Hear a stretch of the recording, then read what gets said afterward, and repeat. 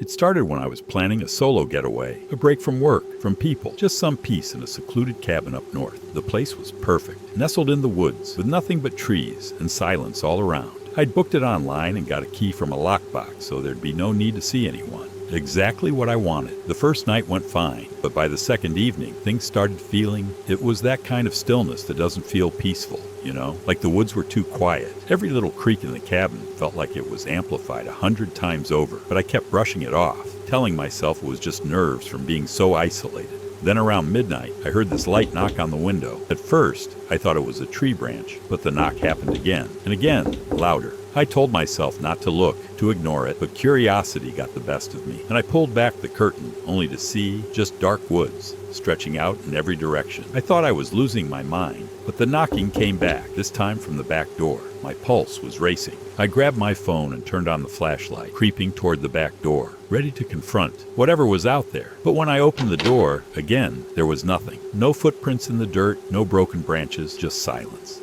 The worst part was that I was starting to doubt myself. What if this was all just in my head? But then I saw it, a dark figure lurking in the distance by the trees, barely visible in the moonlight. It didn't move, didn't come closer, just stood there, like it was waiting. I barely slept that night, and the next morning I packed up and got out. I figured it was just a local messing with me, trying to scare me. But that figure, just standing there, watching, it felt too real, too intentional. Even now, weeks later, I can't shake the feeling that whatever it was, it's still waiting out there somewhere. So this happened last fall. I was driving home from a friend's wedding that was out in the middle of nowhere, just me and miles of dark, empty road. I'd been on the highway for hours, but my GPS suddenly glitched, saying I had no signal. I tried to refresh it, but it wasn't coming back. I thought, no problem, and took the next exit, hoping I could find a gas station and recalibrate. Instead, I ended up on this narrow, twisting road that didn't look like it had been used in decades. Trees leaned over from both sides, and there were no streetlights, no signs, not even those little reflectors on the pavement. It was like driving into a black tunnel. I remember thinking, this can't be the right way. But turning around would have been tricky with the narrow road and the darkness. So I just kept going, hoping the GPS would come back. After a few minutes, my headlights hit this old, rusted-out car, just parked on the side of the road, like someone had abandoned it. The windows were broken, and it looked like it had been there for years. But what was weird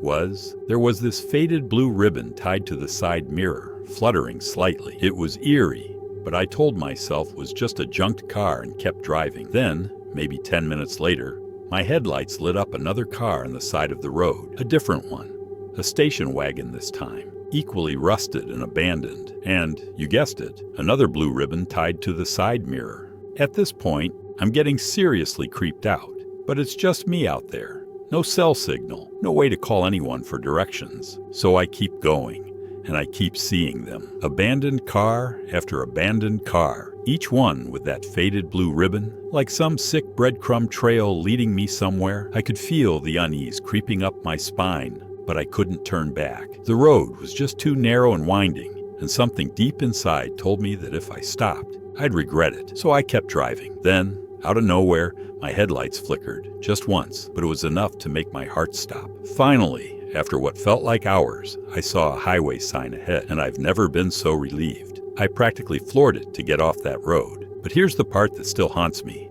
I checked the map later, trying to see where I'd taken the wrong turn. That road, it didn't exist. There was no record of it on any map, like it had never been there. Sometimes I wonder what would have happened if I'd actually stopped the car, if I'd tried to check out one of those abandoned cars up close. But honestly, I don't think I ever want to know.